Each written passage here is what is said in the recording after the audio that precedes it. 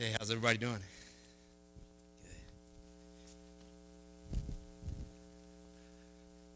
Good. Thank you for the warm introduction. My name's Frankie. I'm 24 years old. I still live with my mom. I live in the same small town that I grew up in.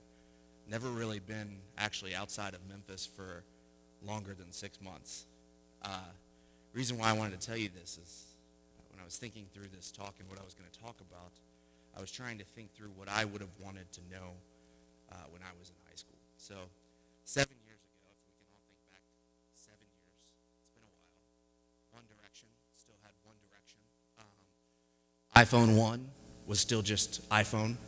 I was graduating from high school, and the question that you get during this stage of your life from pretty much everybody is, what are you going to do? When I got that question 7 years ago, I remember telling people that I was on my way to college. I was set to be a first-generation college student, and that I was looking at law or finance, and I wanted to travel the world. Obviously, flash forward 7 years, I've failed. I don't work in law or finance. I still live in Millington, Tennessee. So you may be asking yourself, why is he giving a TED Talk? He must have had some sort of success. The truth is that not only was I lying to myself when I was telling people what I was going to do when I grow up, I was being irrational. 65% of jobs that will be available to students entering primary school today aren't even on our radar yet. Right now, I have 2 jobs, neither of which were available to me when I was graduating high school. Neither of them are in law or finance. So what do? What was I going to do? Dope stuff. And I do have an opportunity to do pretty dope stuff every day, including this TED Talk. When I got to college, I went to a small liberal arts college about 20 miles north of my hometown. I just, like many first-generation college students, I had no idea what I was going to pursue or anything like that. Ended up taking a couple classes in political science. 2 years into my college career, a little scandal happened back in my hometown, right north, and I went to a Board of Alderman meeting. So it's like city council runs the city, that type deal. And what I realized was that nobody that was representing me in my hometown, I didn't know any of them. I'd been student government president, was like captain of the football team, really successful high school career, but I didn't know any of these people. So to me, that was a problem. One thing led to another, and I decided there was an upcoming election that I was going to run for office. At this time, I was 19, and had obviously no political experience or anything like that. There were 7 positions that were open for election. I was trying to decide who I was going to run against, so I think I made the right decision, and the decision that had the most likely odds of success, and I ran against the longest serving incumbent on the board. He had actually been on there for 16 years, most of my life. That's my first job that wasn't available to me when I was in high school. Long story short, I got my friends together who I went to high school with, and over a course of 6 months, we ran a campaign. We knocked on thousands of doors, and by the end of the campaign, I won with 59% of the vote against the longest serving incumbent on the board. And since then, I've had my first job, Alderman of Millington. Nobody, when I was asking people that cared about me, about should I take this step forward, should I run for office, most people didn't tell me yes. The best case scenario for them, I lost, and that way I wasn't committed to 4 years in the same hometown that I grew up in. And I guess worst case scenario, I won, and then I was committed to 4 years in the same town that I grew up in and never got out of. But for me, it's been a true gift ever since. Not only do I get to give TED Talks like this, but I get to cut ribbons with people twice my age. You see how I'm trying to get in there? That's really a metaphor for how a young person in elected office has to perform. I've been in that position now for 5 years. But going back to my sophomore year of college, I come back my junior year.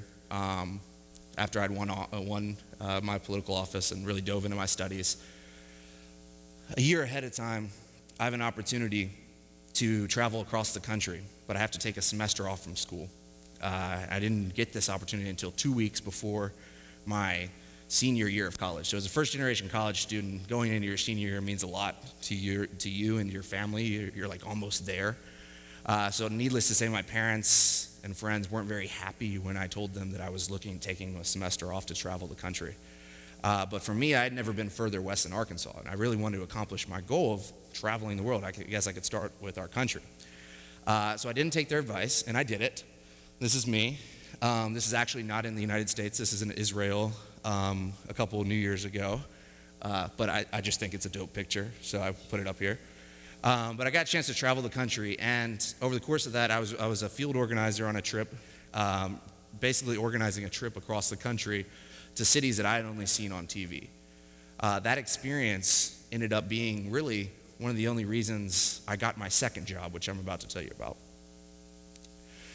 So, flash forward a couple years, or 1 year, I'm graduating from Rhodes College late, because I took that semester, and I was confronted with this question again: what are you going to do? So I had really two priorities for what I was going to do next. I wanted to stay in Memphis. I love this area. I was still elected to a role where I had 2 years left on my commitment, and I wanted to work in public policy or economic development in some way. Only problem was there's really no jobs in that area for a recent college graduate that I could find. But I did find one. It was my dream job, working for an organization focused on attracting and retaining talent and growing our economy through there. The only problem was that I wasn't qualified for the job at all. Not even a little bit. It required a master's degree, 3 to 5 years experience, all that stuff. Long story short, I called everybody that was remotely related to the organization.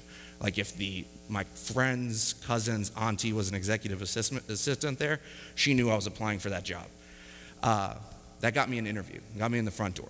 I didn't end up getting the job, but I made a decent impression. Went back to the drawing board, took a position working as a paralegal at a law firm for about 6 months. And at this point in my life, the same well-intentioned people that have been asking me, what are you going to do? Were saying, well, maybe you should just go to graduate school. I had an opportunity, I got a postgraduate fellowship while I was at Rhodes College to fund my graduate school studies. Maybe you should do that. Just go ahead and get on the right path instead of taking this sort of temporary gig. I did listen to them. I stayed in my role, and I really dove in. I did the work that I wanted to do in economic development and public policy, but I did it for free. 6 months down the road, another job opens up at that organization. First time this job has ever existed. The organization's been around since 1979. It was a better fit for me. I applied, interviewed, got the job. 2 years later, I'm still working at the organization, and I'm now in a role that I've only been in for 11 months that was created for me. So not only was this position that I hold now not available to me when I was graduating high school, it wasn't available 12 months ago. So, have I been successful? By the terms that I defined success when I was graduating from high school 7 years ago, absolutely not. I failed on all accounts. 24-year-old dude, still living in the same town, living with my mom, basically stereotypical millennial snowflake. But that's really only half the story. I'm also a first-generation college graduate. Last year, I was 23, I bought my first house. It's my Jordan year, for those of you that haven't gotten to 23 yet. It's a Jordan year, it's a very important year. I'm a recipient of the Harry S. Truman Fellowship for Public Service, which is only given out to about 50 students every year. I guess if I can't define success how I used to, if I was going to define success how other people define it for me, just in the last week, I was mentioned in the local media in reference to be a Power Ranger for my work at my current job, which I obviously loved to hear that I was being compared to a Power Ranger. And I opened up my browser about a week ago and got a positional reference in the national media at The Hill where I was compared to Mayor Bill de Blasio of New York, Governor of Missouri, Chris Coon, United States Senator, and a host of other leaders. Basically, I was like the butt end of that spectrum, which is fine. I was mentioned at least. So success in terms of how other people view it, perhaps. So what do I do now? I have 2 jobs, neither of which were available to me 7 years ago, both of which give me the opportunity to wake up every day and make a difference for the community that I grew up in and I love. Also in my Jordan year, I had another decision to make that was really a pivotal decision for me in my life. My mother, who raised me and who's an amazing, brilliant woman, suffers from bipolar disorder, and she has never had a stable home situation since her and my dad divorced back when I was a kid. So I had a decision to make whether I was going to ask my mom to come and live with me. I was 23 years old. I'd only been in the workforce for about a year. Everybody that I knew that really has, their heart out there for me told me that this wasn't a good decision. I'm too young to take on a burden, take on a responsibility. It's been the best decision I've made in the last few years. My mom makes me better, and she makes me better for the work that I get to do every single day. My point is that when I look back at what I get to do, it's not what I decided was going to be successful for me 7 years ago, but I get to do some really dope stuff. And in terms of success, for what really matters, I've succeeded beyond my wildest dreams so far. Where do I go from here 7 years from now? Who knows? Hopefully I'm still doing some dope stuff. But I do want to leave you with this. This is the only piece of advice that I've heard lately. And trust me, as a young person in government, you hear lots of advice from people. This is the only piece of advice that has really held any weight for me. Mrs. Viola Street just turned 100, recently retired as a cafeteria lady after 35 years. Before that, she held another position for 15 years and was a retired educator from Shelby County School. She said, stay busy, help others. Don't sit on your fanny and think about what you can do or want to do. Get up and go do it. So that's all that I leave you with. That's the only really piece of advice that I'm going to give this talk. Thank you.